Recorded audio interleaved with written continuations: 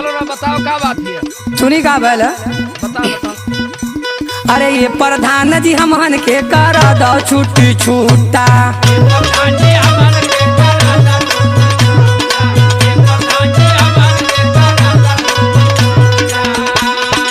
ये प्रधान जी हाँ बोल बाबू बताओ।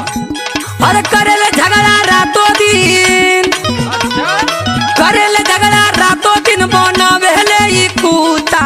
ए प्रधान जी हमन के कर दो छुट्टी छूटा।